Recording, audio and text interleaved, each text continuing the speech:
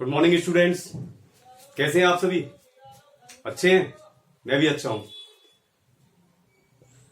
आप सभी जानते हैं कि इस समय हम एक वैश्विक महामारी कोविड-19 का सामना कर रहे हैं, इसलिए आप सावधानियां बरतें, चेहरे को ढककर रखें और जब जब आप बाहर जाएं या किसी के संपर्क में आएं तो उसके बाद अपने हाथों को जरूर धोएं, जिससे कि संक्रमण का जो खतरा पैदा हो जाता है उससे बचा जा सके।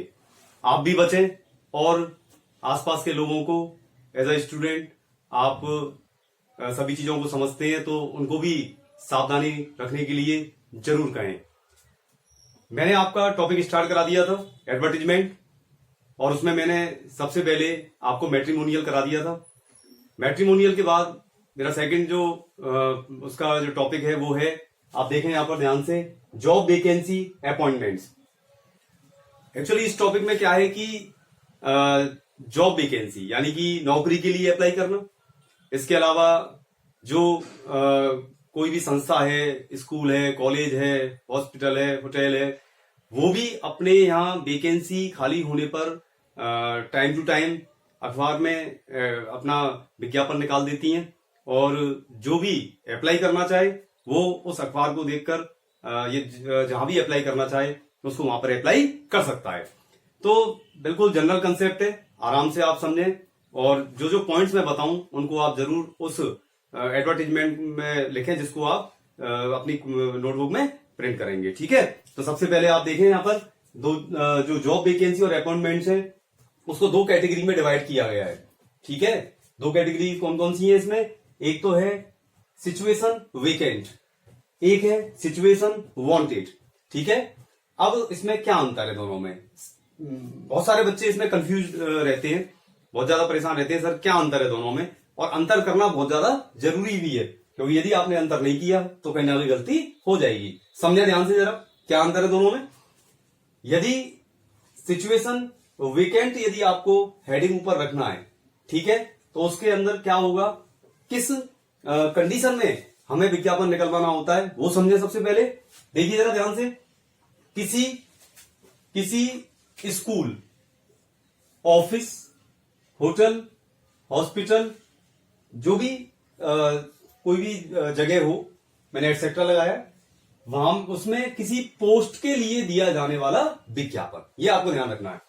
क्वेश्चन में यदि आपको ये दिख रहा है कि कोई भी कोई स्कूल है, ऑफिस है, होटल या हॉस्पिटल, यदि वो अपना विज्ञापन दे रहा है तो वो विज्ञापन अखबार वाले के पास जाकर वो किस कॉलम में देगा, किस कॉलम में जाएगा? वो सिचुएशन वेकेंट।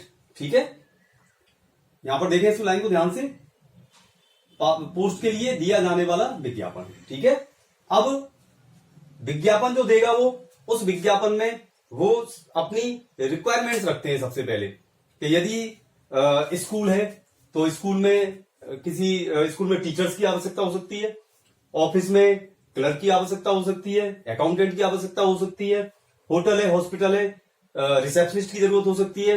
तो जिसकी जो भी रिक्वायरमेंट्स होती हैं वो उनको लेकर न्यूज़पेपर एजेंसी में जाता है और वहां पर उसको दे देता है कि मुझे ये विज्ञापन निकलवाना है। क्यों निकलवाते हैं? क्योंकि अखबार सबके सभी के पास जाता है, अखबार जाएगा, अखबार को पढ़ेंगे सभी, पढ़ने के बाद जिसको जैसी रिक्वायरमेंट होगी वो अपना वहां पर अप्लाई कर देगा। ठीक है, तो अब जो ये जो निकलवाने जाएंगे, चाहे स्कूल हो, ऑफिस हो, होटल, हॉस्पिटल, ये जब निकलवाने जाएंगे अपना विज्ञापन, तो उस विज्ञापन में क्या करेंगे, क्या क्या चीजें मेंशन करेंगे? ध्यान से देखें जरा। सबसे पहले संस्था का नाम, कहां पर जगह खाली है, सबसे पहले ये मेंशन करना है उनको। ठीक है, उसके बाद वैकेंसीज, जो संख्या है, जो कितनी वैकेंसीज खाली है ये उनको बताना पड़ेगा उसमें। इसके अलावा पोस्ट, जिसके लिए कैंडिडेट चाहिए, उसके अलावा पोस्ट भी मेंशन करनी पड़ेगी जिसके लिए उनको कैंडिडेट चाहिए। ठीक है, इसके अलावा जब कैंडिडेट चाहिए तो उसकी क्वालिफिकेशन पता होना चाहिए, तो उसके लिए क्या करेंगे, ये शैक्षिक योग्यता यानी कि क्वालिफिकेशन।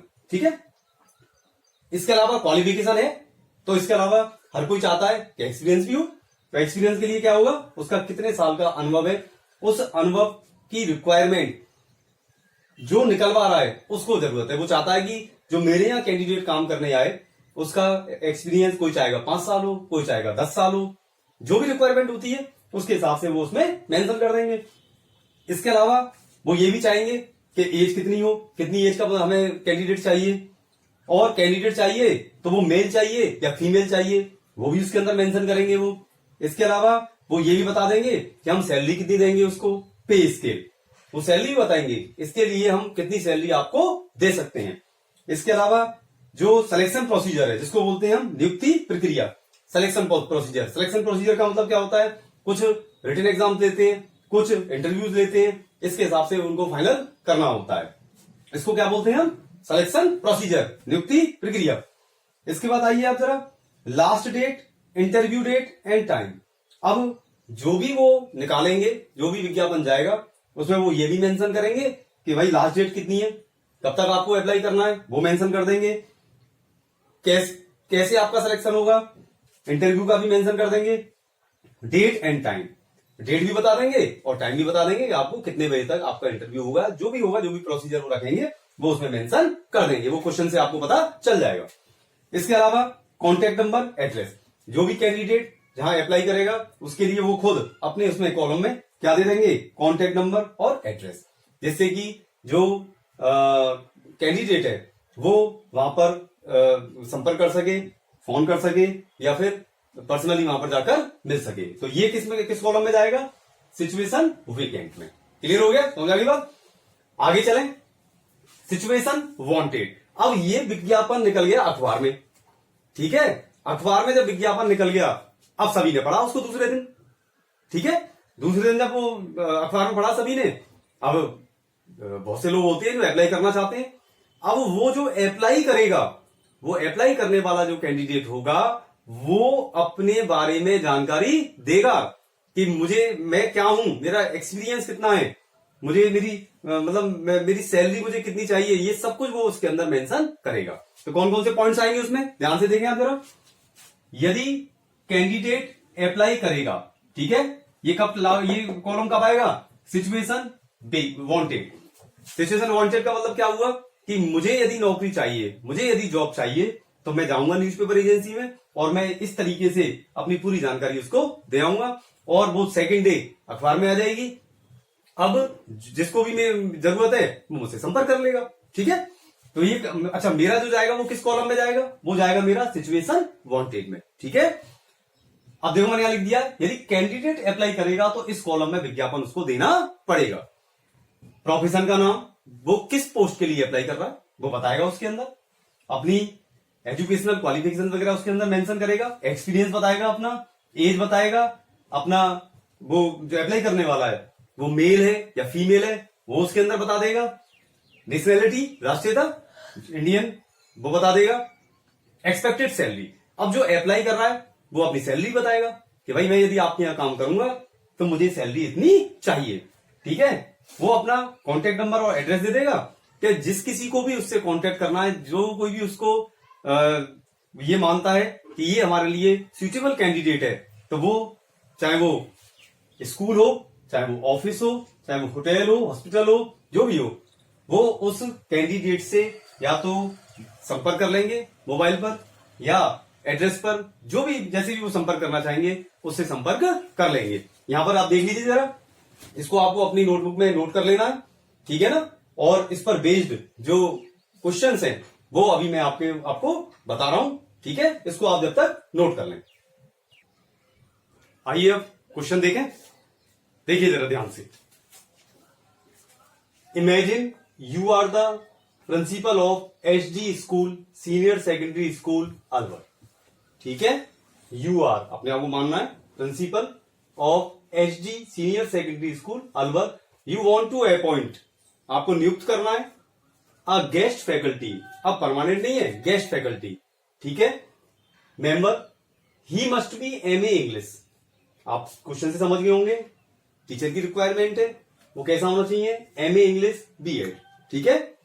ड्राफ्ट एंड एडवर्टीजमेंट, आपको एक विज्ञापन तैयार करना है फॉर वॉक इन इंटरव्यू, कि वो आए और इंटरव्यू दे, टू बी पब्लिश्ड, और इस विज्ञापन को, इस एडवर्टीजमेंट को आपको पब्लिश करवाना है किसमें, in the local daily newspaper, जो डेली न्यूज़पेपर आता है उसके अंदर इसको क्या करवाना है, उसके अंदर इसको आपको पब्लिश करवाना है। ठीक है, अब आप क्वेश्चन को पढ़ लीजिए ध्यान से। मैंने आपको पहले भी बताया, जो भी टॉपिक्स मैंने समझाए, कुछ चीजें ऐसी होती हैं, जो कुछ बातें ऐसी होती हैं जो उसमें कभी कभार मेंशन हो जाती हैं, कभी कभार मेंशन नहीं भी होती हैं, लेकिन आपको उसका पूरा फॉर्मेट अपने दिमाग में रखना होता है अकॉर्डिंग टू क्वेश्चन। ठीक है, ध्यान से देखिए जरा यहां पर इसका आंसर। अब आप समझ गए होंगे यहां पर कि किसमें, देखिए जरा ध्यान से, एचडी स्कूल, ये रहा एचडी, इसको मैं थोड़ा बता रहा हूं, ये HD senior secondary school Alwar. ठीक है, स्कूल है। ठीक है, यू वांट टू अपॉइंट, ये पूरा समझ में आ गया। इसका मतलब क्या हुआ, स्कूल में टीचर की वैकेंसी खाली है, अब उनको अखबार में एडवर्टीजमेंट देना है। इसका मतलब क्या हुआ, किस कॉलम में जाएंगे हम, आप समझ गए होंगे, आप पूरा मैंने बता दिया आपको पहले ही। किस कॉलम में गए हम, सिचुएशन वेकेंट।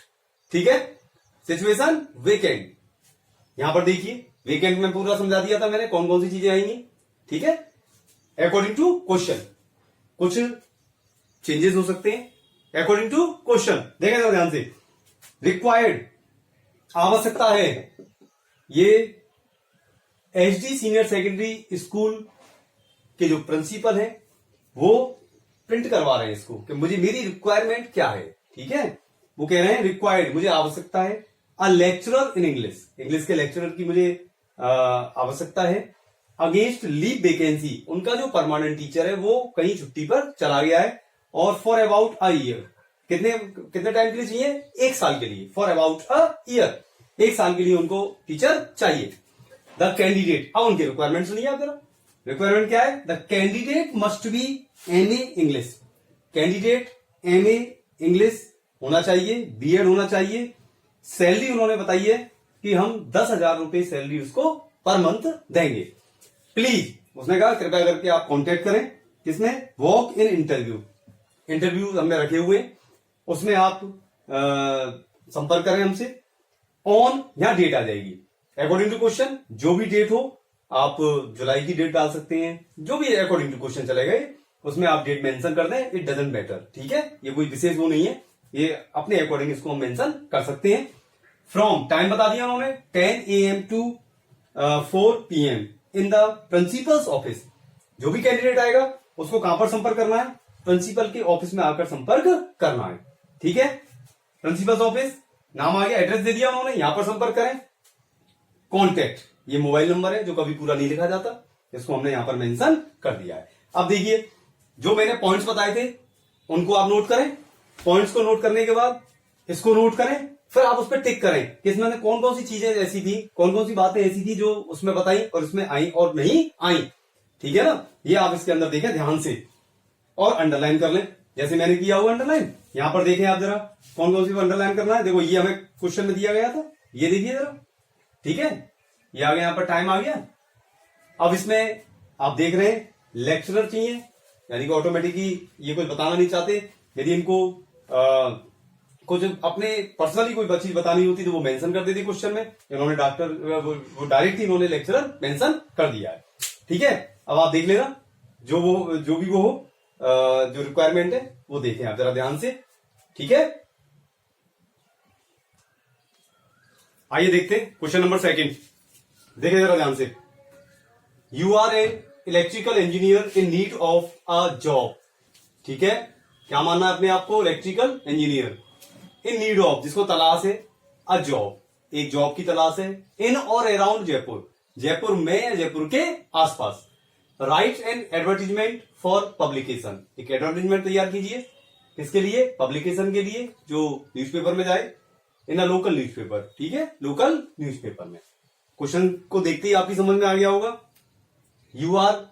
ठीक है, समझ में आ गया क्वेश्चन। देखें जरा ध्यान से, साफ दिख रहा है कि कोई एक पर्सन है जिसको जरूरत है जॉब की, अब वो अपना एडवर्टीजमेंट निकलवाना चाह रहा है लोकल न्यूज़पेपर में। किस कॉलम में जाएगा, सिचुएशन वांटेड। ठीक है, इस कॉलम में आ जाएगा वो। आप देखिए क्या लिखना है, फॉर्मेट आपके पास है, ये आप मिलाते चलना। ठीक है, और अंडरलाइन करते चलना। A first class BE electrical engineer, उसने अपने बारे में बता दिया है, फर्स्ट क्लास है, फ्रॉम जयपुर यूनिवर्सिटी, जयपुर विश्वविद्यालय से है। सीक्स, इसको तलाश है, इसका मतलब होता है तलाश है इसको, किसकी? अ जॉब, एक जॉब की तलाश है, इन और अराउंड जयपुर, या तो जयपुर में मिल जाए या जयपुर के आसपास मिल जाए, ठीक है। एक्सपीरियंस 5 इयर्स, 5 साल का एक्सपीरियंस है इसका। इन अ लीडिंग फैक्ट्री, एक बहुत अच्छी फैक्ट्री चलती है, वो 5 साल वहां पर जॉब करके आया हुआ है। यंग एंड एनर्जेटिक, युवा है, एनर्जेटिक है, अच्छी तरीके से स्फूर्ति से काम करता है। एज 28 इयर्स, एज उसने मेंशन कर दी अपनी यहां पर। सैलरी नेगोशिएबल, नेगोशिएबल एक ऐसी टर्म्स होती है, नेगोशिएबल क्या है, इसका मतलब होता है कि बातचीत से हम सैलरी फाइनल कर लेंगे, ऐसा कोई फिक्स नहीं है। जब आप मुझे अपॉर्चुनिटी देंगे तो उस अपॉर्चुनिटी के बाद जब मैं आपके पास आऊंगा तो सैलरी नेगोशिएबल, हम बातचीत से फाइनल कर लेंगे, ठीक है। प्लीज कॉन्टेक्ट राजेश शर्मा, उसने कहा आप मुझसे संपर्क कर सकते हैं, मेरा नाम राजेश शर्मा है, प्रताप कॉलोनी जयपुर, कहां का रहने वाला हूं मैं? प्रताप कॉलोनी जयपुर का। मोबाइल नंबर ये मैंने पहले बता दिया आपको कि आपको पूरा नहीं लिखना है, इस तरीके से क्रॉस करते हुए उसको कंप्लीट कर देना है, क्योंकि हमारे सिलेबस का टॉपिक है, इसलिए हमें उसको पूरी तरीके से फॉलो करना है, ठीक है। ये आप देखें जरा, इसके अलावा आपको मैंने बता दिया, और आप देख लीजिए एक बार पूरा कंप्लीट, और इसको नोट कर लेना।